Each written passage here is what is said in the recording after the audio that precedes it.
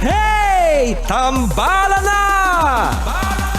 At eto na sila, ang nag-iisang masugid na tagahanga ni Nicole Yala. Chris Chuper! Kasama ang nag-iisang die-hard fan ni Chris Chuper. Nicole Yala! Mula sa Mahiwagang Burnay. Ang kwento.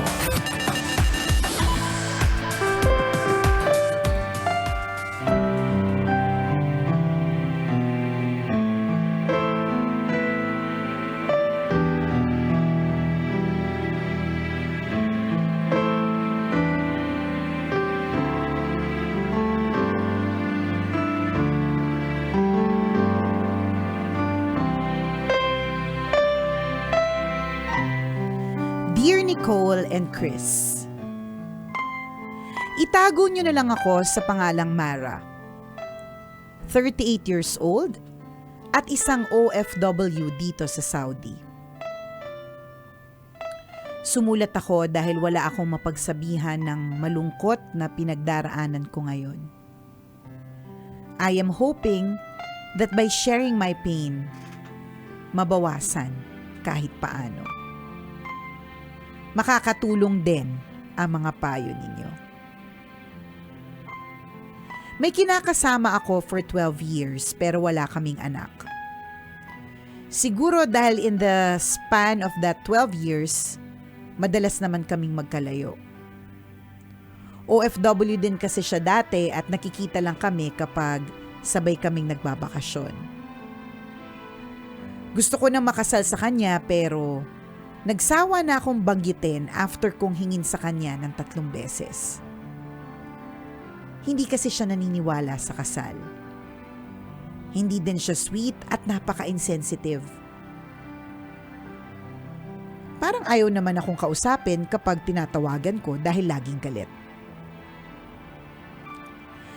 Anyway, I am a gamer and nito lang September I met somebody through online games. Magkalapit lang ang bayan namin sa Pilipinas. Isang sakay lang ng jeep ang pagitan. Nung una, may kinakasama daw siya pero hindi kasal. Bandang huli, inamin din na kasal sila. We'd talk on the phone hanggang madaling araw. Maalalahanin at malayong-malayo sa kinakasama ko sa Pilipinas kaya mabilis akong nahulog at naging kami. Sweet siya at lagi niyang sinasabing mahal niya ako. Pinaparamdam niya sa akin na excited siyang makausap ako. Sabi niya, ako pa lang daw ang nakarelasyon niya dito sa abroad. We were happy at hindi kami nag-aaway until recently. Kausap ko kasi siya sa phone pero hindi niya ako maintindihan dahil choppy daw ako. Napagtaasan ko siya ng boses. Natahimik siyang bigla.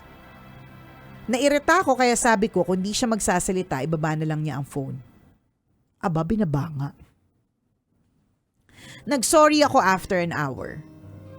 Dahil 8 p.m. na noon, kinabukasan na niya nabasa.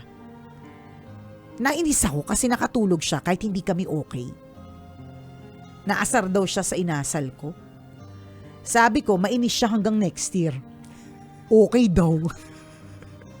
Humaba ang away at sinabihan niya ako na pinapalaki ko daw ang maliit na bagay. Itigil na daw namin kung ano ang meron kami para hindi na kami nakukonsensya. Tapusin na daw namin dahil baka lumalim pa ang feelings namin sa isa't isa at masira ang mga pamilya namin. Baka daw dumating ang panahon na hindi na niya ako kayang bitawan. Mahirap daw para sa kanya pero balang araw, kapag okay na daw ako, magpapasalamat ako sa kanya sa ginawa niya. Nabigla ako sa paghihiwalay namin. Hindi ko inasahan. Iyak ako ng iyak. Alam ng utak ko na tama siya pero ayaw tanggapin ng puso ko. Sa sobrang sakit at lungkot, hindi ako makatulog. In all honesty, umaasa pa din ako na one of these days, kakausapin niya ako ulit. I am praying na sana makamove on ako paglipas ng mga buwan. Kung hindi man, paglipas ng mga taon. Meanwhile, ready na ako for the negative comments ng mga kapwa ko tambalanista. Baka makatulong para matauhan ako. Salamat tambalan! Ang inyong tambalanista, Mara.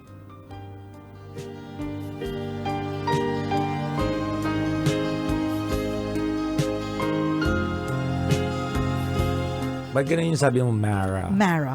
Sa amin, Mara. Mara. Tawagin mo si Mara. Abroad eh. Ay, sa bagay. Oo. So, Mara. Mara. Oh. Ganon. Ay, Ate nako. Mara. Ating mong Mara. Okay. Ito lang masasabi namin sa'yo. Una sa lahat, makaka-move on ka talaga. Totoo yun. Akala lang natin hindi tayo makaka-move on, pero makaka-move on tayo. Akala lang natin forever yung sakit, pero tama ka. Akala lang natin ito. 'Di ba? Kasi you will get over it in time. Alam mo, sabi nga 'di ba, nabanggit na natin ito partner previously, that totoo pala yung kasabihan that patience is a virtue. Kasi Yes. hindi po talaga lahat mapagpasensya sa paghihintay. Lalong-lalo na kapag naghihintay ka ng sagot. Lalong-lalo na kapag naghihintay ka ng good news. Naghihintay ka ng paghilom ng sugat, 'di ba? Parang pagka may sugat ka, 'di ba, tingin ka ng tingin everyday, tinitingnan mo kung gumagaling ba siya o hindi. Tapos naiirita ka kasi parang sa halip na gumagaling, parang lumalala, nilalangaw pa, 'di ba? May ganung mga sugat eh, 'di ba? May mga ganun, tapos Di ba yung naiirita ka. paghihintay nga ng taxi na lang? Kaya nga. Hindi ka na makapagtimpi True. Tapos magagalit ka sa driver, sabi mo, ang tagal. Correct, 'di ba? Yung paghihintay na nga lang ng food, kunyari nag-order ka online. Oo. Hindi ka nakapaghintay tapos ika-cancel order. Ano yung mga options doon? Bakit ka magka-cancel ng order? Ang una nakalagay doon, I waited too long. Pero kung iisipin mo, ilang minuto lang naman hinihintay mo, 'di ba? Parang gano'n, pero ika-cancel mo. So talagang yung patience, yung paghabaan ng pasensya is truly a virtue na hindi lahat tayo ay meron. Lahat kasi tayo, gusto natin nagmamadali tayo eh. Nagmamadaling maghilom ang sugat, nagmamadaling magka-jowa, nagmamadaling makamove on, ganyan. Lagi tayo nagmamadali. 'Di ba? Parang lagi may humahabol po sa atin na Bombay na naniningil ng utang. Ganyan talaga, naging habit Laging na kasi. ganon, correct. Nagtatago kasi sa pinagkakautangan. Tama, kaya ayan tuloy, gusto mo laging instant, 'di ba? Pero sa totoo lang, hindi po talaga instant. Maraming bagay sa mundo ay hindi po instant. Yes. For example, ang success, 'di ba? Hindi po 'yan instant. It will take time. 'Di ba? It will Yung not, mga happen overnight. Hindi po 'yun nangyayari Yes. ng overnight, 'di ba? So, ganun din po pagdating sa moving on. Akala lang talaga nating hindi natin nagagawa. Tsaka parang totoo naman talaga. Relate kami dyan na kapag ka nag-move on ka, yung mga minuto parang oras. Yung mga oras parang araw. Yung araw parang buwan. Yung buwan parang taon. Totoo. Ang bagal. Alam mo yon, parang pagtaas lang ng sweldo. Parang walang pag-usad. Ganon. Ganon na. Nakakainip, 'di ba? Parang kailan ba? Tapos parang laging walang sagot. Pero definitely makaka-move on ka. Pero kailangan din talagang tulungan mo yung sarili mo. At isa sa mga ways to do it is to remember na yung ginawa mo, utang na loob, girl. May asawa! Ikaw naman kasi. Kumati ka na nga lang, kumiri ka na nga lang. Sa maling tao pa, nagpakamot. 'Di ba? Una sa lahat, may asawa. Totoo naman yung sinabi niya. Actually, yung nangyari is actually a blessing from the sky, blessing in disguise, blessing talaga yung in a way, yung pagka-choppy ng line, 'di ba? Nag-choppy yung line, tapos mga kababawan niya yung mga ganyang mga away, yung bababaw ng mga ganyang away eh. Pero actually it's actually a blessing eh, na dahil doon nairita kayo sa isa't isa, na nauntog kayo na parang ay hindi pala puro bed of roses ang relasyon, 'di ba? Nauntog kayo at nagising sa katotohanan na nga pala, 'di ba? By the way, 'di ba? May jusawa pala ite. Ano ba? Kita mo na, Nakakaloka. Alam mo, nakikita mo tong microphone kung nanonood ka ng FB Live. Ito yung liig mo. Sinasabunutan na kita ngayon. Sinasakal na kita ngayon. Hindi pala sinasabunutan. Ang dami buhok. Ang dami buhok sa leeg. Sinabunutan yung leeg. Diba? Ganun. Correct, Kasi may gigil-gigil asawa. Oo, kita mo na kung paano na iayanig yung microphone. Ganun. Ganun, ini-imagine ka na. So, kung medyo Ganyan. nasasakal ka ngayon, kinukulam ka Oo. na. May kapangyarihan din. May kapangyarihang taglay, diba? Nagkapangyarihang itim. Umitim lang, nagkapangyarihang itim. Nagkaroon ng kapangyarihang itim, umitim Literal. lang. Umitim lang ako, nagkaroon pa ako ng kapangyarihang itim. Charot. Oo. Diba? Pero yun yung isa sa mga kailangan mong paulit-ulit na tandaan na in the first place, hindi naman pwede talaga yung relasyon na yan kasi nga may asawa siya. Buti na lang talaga, no? Oo. Nangyari yun yung mga ganyang away to the Oo. point na magkahiwalay kayo. Correct. Tapos Oo. tingnan mo yung Good sinabi yun. niya. Ano yung sinabi niya sa'yo, di ba? Na eventually, paano kapag ka mas lumalim pa, mas mahirap, mas masasaktan. Actually, ngayon pa lang na mababaw, para sa kanya, tingnan mo, di ba? Hindi mo naintindihan yung paano pag lumalim pa to. So, ibig sabihin ng pagtingin niya sa relasyon, mababaw lang. Oh. Di ba? Paano pag lumalim pa to? So, may asawa, girl. Correct ka. Ano ba bagong taon na? Ano ba? Medyo bago-bagong mindset din Oo. dapat na kanina pa natin pinag-uusapan. Sa trot. Baguhin yung perspective sa buhay. Siguro naman, Mara, habang ginagawa mo itong sulat na ito, ilang beses mo rin siyang binasa ulit. Di ba, bago mo sinubmit sa amin o bago mo in-email sa amin itong kwento mo. At nung habang binabasa mo ito ng paulit-ulit itong kwento mo, sana naman may natutunan ka sa mga isinulat mo na, yung nga, kumbaga, di ba, ganun tayo pag send ang message, binabasa natin before sending it. So, ganun din sa letter mo. Habang binabasa mo yun, makikita mo na agad kung ano yung mali. Di ba? May mali sa akin. Correct. Di ba? May mali sa ginawa ko. Naku, May mali kundi- sa inisinulat ko. Paano pag hindi niya na-discover? Binasa naman 115 times. Tapos sabi niya, hindi, tama ako. Kami na magsasabi sa'yo.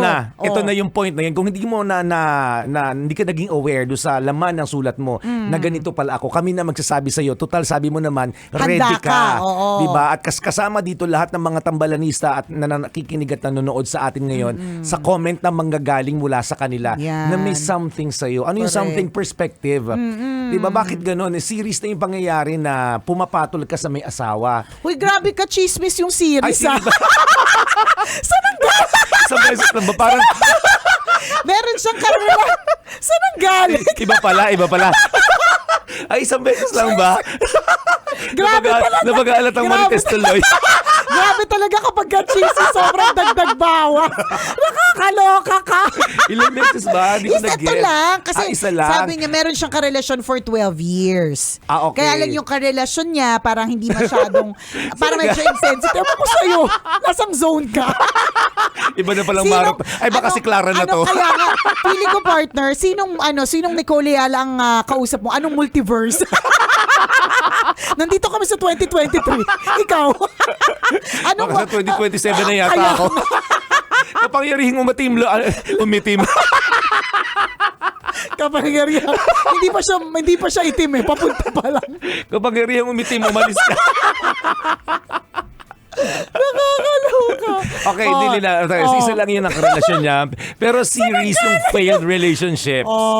Di ba? Na pag nakita mo, pag ina-analyze mo talaga, may mali. Yung ang dami May mong mali. issue Oo, correct, na parang nananahimik yung guy. Ang dami mong sinasabing mali sa kanya. Ang dami mong issue. Correct yun dun sa ano yung... na nag-cause ng failed relationship. Oo, ganun. Mga ganon. Pero yung dun sa 12 years na relationship niya, may madami din naman kasi siyang reklamo doon. Kasi yung 12-year karelasyon niya for 12 years, madami ding pagkukulang, parang mga ganun. And in the first place, ikaw din pala nagloko ka kasi hindi mo naman sinabi naghiwalay sila, di ba? Kita mo na.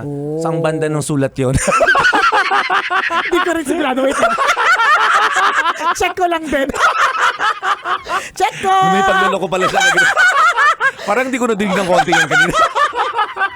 Wait lang. Kasi wala namang pagsabi kasi dito na naghiwalay siya eh. Sure ka ba, Mara, na talaga sa amin manggagaling ang Oo. kasagutan sa problema mo? Hindi, pero teka lang wala kasi siyang sinabi. Sabi niya may kinakasama ko for 12 years pero wala kaming anak. Tapos nag-end dun sa hindi daw sweet yung karelasyon, napaka-insensitive, tapos laging galit. Tapos next scene, Oo. na in love na siya sa isang gamer. Oh. Okay. So walang sinabi na naghiwalay sila nung 12 years. So, therefore, 'di ba, karma lang din. Ikaw kasi meron ka na, papatol ka pa sa Pamatol iba. ka pa sa iba, apakadupang, di ba? Ito ngayon 2023, gusto ko lang sabihin at ipaalala po sa lahat, di ba? Huwag po tayong maging dupang, di ba? Huwag po tayong maging makasarili. Gusto po natin dala-dalawa yung jowa natin. May mga iba na nangangailangan din, ha? Maraming single na Joan-Joanna. Di ba? Totoo, wag mong papakyawin. Ganun. Isa lang pag Oo. isa lang pag magmamahala, di ba? Ganyan. So, hindi, totoo 'yun. Kailangan mong tingnan din yung yung papaano ka nagbe-behave kapag mayroon kang karelasyon. Yung simple Yun siguro yung pwede niyang parang pag-isipan Oo. para the next time medyo maayos ka ng karelasyon. Di ba? Oo. Oo. Ang sama mong Ang karelasyon. sama mong karelasyon. May something sa'yo. Di ba? Ganun. Oo, Hindi naman, joke lang. Ibig Oo. sabihin syempre, ikaw ay nagmamahal rin lang naman. Oo. At gusto mo lang naman ng tender loving care from somebody. Totoo 'yun. Pero again, there are things na pwede nating i-improve on ourselves, 'di ba? We constantly evolve, 'di ba? Yes. So, hindi pwedeng ito yung dahilan kung ba't kayo naghiwalay nung isa, uulitin mo yung mga maling nagawa. Tama. Diba? Mangyayari yan hanggat hindi ka kasi natututo. Hanggat hindi mo itinatama. Oo, parang ba't ako lagi nadudukutan? Kasi lagi nakabuyang-yang yung wallet mo, yung cellphone mo. So hanggat hindi ka natututo doon, 'di ba? Mangyayari 'yon. So next time magiging mas maingat. So ganun din. Correct, yung mga simpleng kwento mo dyan, yung mga simpleng linyahan niya dyan na, bakit mo ibinaba? Mga gano'n. Oo, mga ganun. kasi Sinabi mo siya. Sinabi mo, babae. Oo, di ba? Hindi kasi alam mo, partner, yan din naman yung minsan kayong mga lalaki. Kayo may kasalanan na to. Kayong mga lalaki, minsan hindi kayo makaread between the lines. Pag sinabing, sige, baba mo, wag mo ibaba. Ginagawa, kasunurin lang kami. Hindi ibig sabihin Huwag niyo kami ginagawang manghuhula. Oo nga, pero ibig sabihin nun, parang medyo mag-eme-eme ka rin na parang, wag na yung mga ganun. Hindi yung pag sinabing, ibaba mo, sige, ibaba mo nga. Mas mabibuisit yan sa'yo. Alam mo naman ang babae parang adobo, 'di ba? Hindi kumpleto kapag walang toyo. May toyo kami, partner. Oo, totoo talaga Oo, yun. matindi Totoo. talaga ang toyo namin, 'di ba? Minsan may mga bagay na mahirap intindihin sa inyo. May mga bagay na mahirap sakyan. Minsan nga nagsusorry na lang kami kahit wala naman kami kasalanan. Matahimik lang. Buti naman kung marunong mag-sorry yung lalaki kasi minsan hindi marunong mag-sorry. Sila na nga tong may kasalanan, di pa sila marunong mag-sorry, 'di ba? Oo. But anyways, yun nga, balik tayo dito kay Mara. Tama si Partner yung mga linyahan na mga ganyan.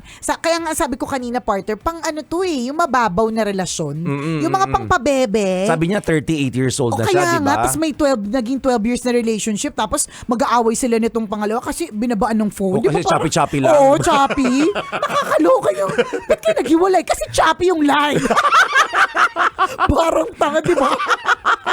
So may mga ganun, may mga kailangan baguhin. At again, makaka-move on ka. Kala mo lang hindi. You just gotta help yourself. And remember na yung huling kinarelasyon mo, yung iniiyakan mo, yung trying to move on ka, meron namang jowa to begin with. May asawa. Tama. 'Di ba? Kasal sa iba. Okay? diba? Anyways. Entiendes. Entiendes. Salamat sa iyo, Mara, for sharing your story with us.